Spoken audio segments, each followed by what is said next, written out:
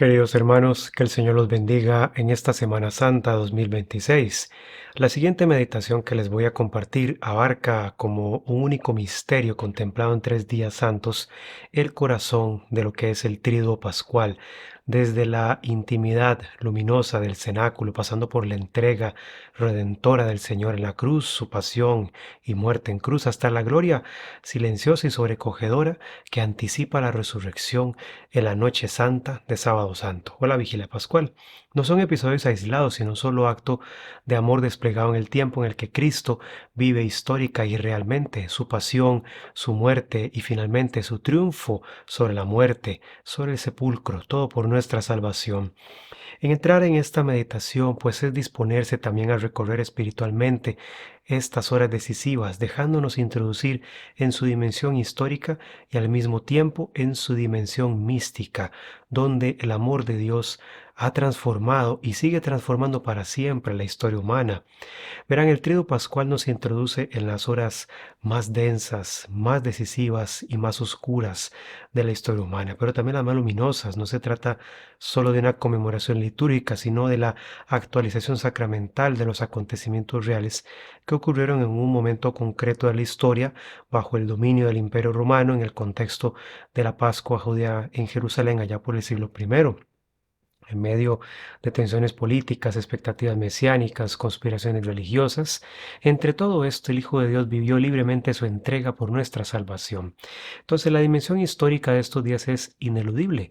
Jesús realmente comió, habló, sufrió, fue juzgado y murió. Pero en esos hechos visibles se desplegaba ya una profundidad espiritual insondable, el amor eterno de Dios entrando en la carne del mundo para redimirlo desde dentro. El Jueves Santo, según el relato del Evangelio de San Juan, en su capítulo 13, versículos 1 al 15, nos sitúa en la intimidad del cenáculo.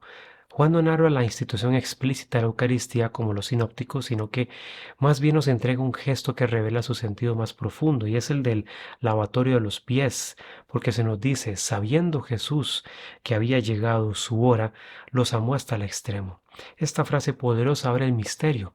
La hora no es solo un momento cronológico, es el cumplimiento del designio salvífico. En ese instante histórico concreto, el amor eterno se hace gesto humilde, se hace gesto puro.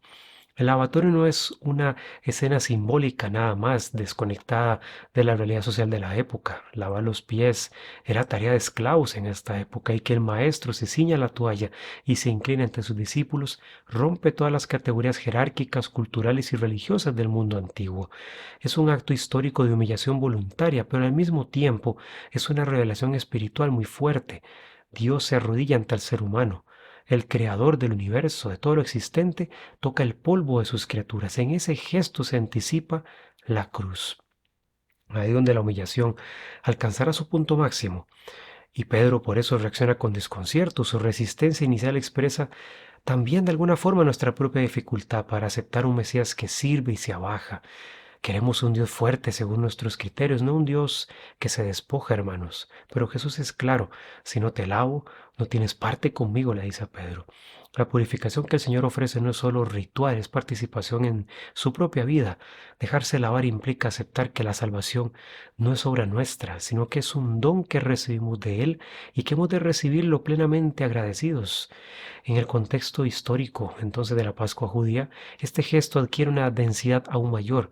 Mientras en la ciudad se preparaban los corderos para el sacrificio, como era la costumbre, pues en el cenáculo el verdadero cordero comenzaba a ofrecerse. El servicio humilde del lavatorio y el don total de la cruz forman acá una sola realidad. Vean cómo la Eucaristía que la Iglesia celebra desde entonces no puede separarse de este mandato concreto. Les he dado ejemplo, dice el Señor.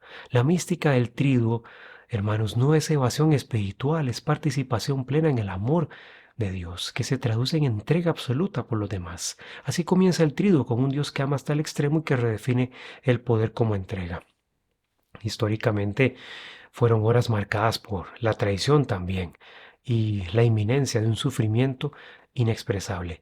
Místicamente eran horas en las que el cielo tocaba la tierra con una intensidad única. Y al contemplar este primer movimiento del misterio pascual, vean cómo somos invitados no solo a admirar el gesto, sino a dejarnos lavar por Cristo en nuestras almas y a reproducir en nuestras vidas ese mismo dinamismo de su amor.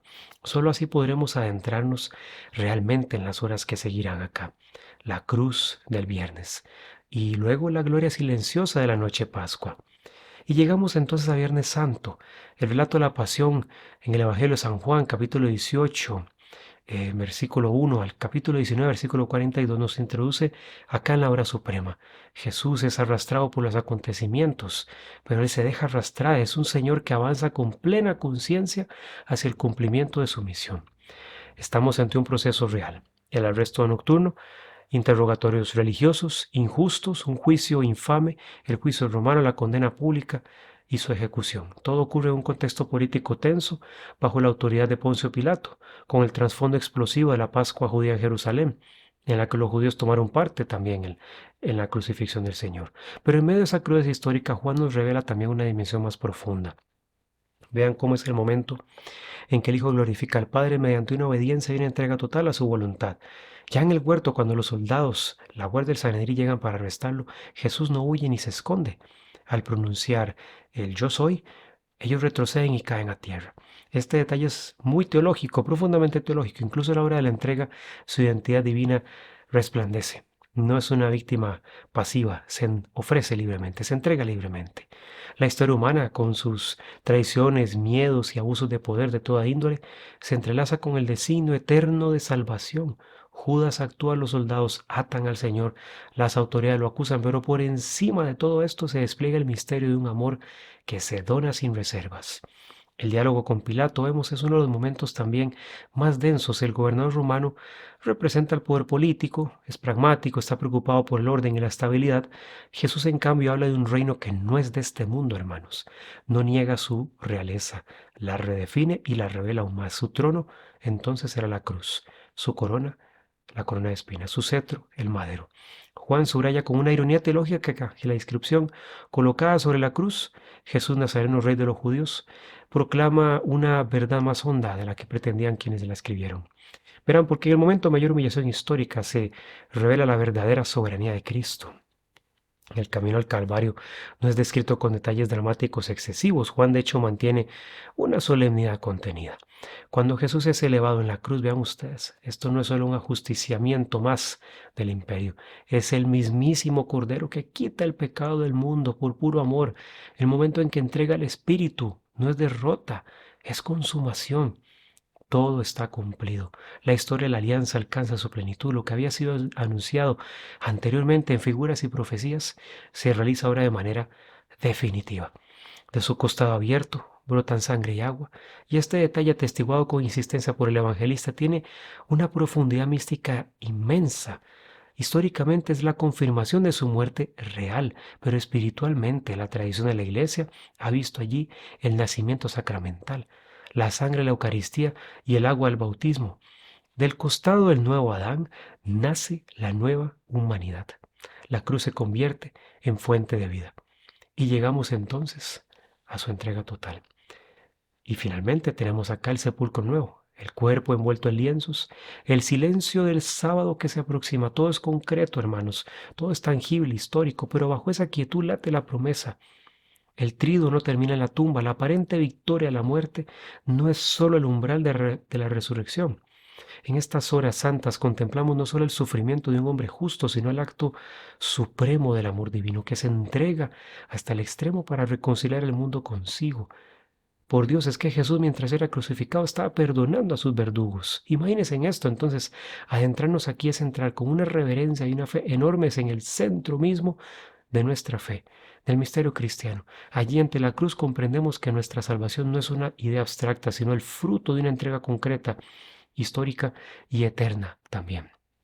Solo desde esa contemplación puede brotar una vida verdaderamente transformada por el amor, que clavado en el madero venció al pecado, hermanos, venció a la muerte. La noche de la vigilia pascual entonces nos sitúa ahora en el umbral que existe entre la oscuridad más densa y la luz que no tendrá ocaso nunca. Después del silencio del sepulcro y del peso del Viernes Santo, la iglesia se reúne en la noche ahora para escuchar el anuncio que cambia la historia humana para siempre.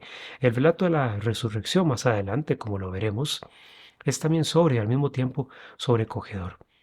Bien, en Mateo capítulo 28, versículos 1 al 10, como lo veremos más adelante en nuestra próxima meditación. Pero quiero detenerme en la vigilia pascual, porque estamos en el inicio de una nueva creación. Así como en el Génesis comienza todo con la luz irrumpiendo en las tinieblas, ahora la luz de Cristo que va a resucitar irrumpirá en la noche del mundo. El terremoto luego que se da acá, el ángel que desciende, la piedra removida. Mateo nos va a describir un acontecimiento que no es meramente interior ni simbólico, sino que, como lo iremos viendo, la resurrección es un hecho real que sacude la historia. La piedra no se corre para que Jesús pueda salir, Él ya ha vencido la muerte. Se corre para que las mujeres puedan ver, las primeras testigos. El sepulcro vacío no es una metáfora de esperanza psicológica, como algunos han querido reducirlo. Es el signo concreto de que la muerte ha sido derrotada y es algo real.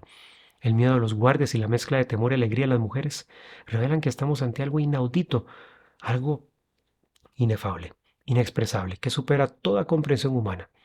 Entonces, vean ustedes cómo en la vigilia ya nos damos cuenta que nuestra fe no nace de una idea que consuela a algunos cuantos, no, nace de un acontecimiento real. Porque sin la resurrección real de Cristo, la cruz quedaría como una tragedia admirable nada más, pero con la resurrección se revela como victoria definitiva. Por eso cuando Jesús mismo sale al encuentro de las mujeres y les dice, alégrense, no se trata de un simple saludo, de la proclamación de una alegría nueva, fundada en la vida que ya no puede ser arrebatada. Entonces, esto es lo que anticipa todo esto, en la noche santa, en que la iglesia confiesa también un misterio profundo en el que me quiero detener. El descenso de Cristo a los infiernos. Verán, entre su muerte y su resurrección, el Señor penetró en la región de los muertos. No se trata del infierno de condenación, sino del lugar de espera, el Sheol.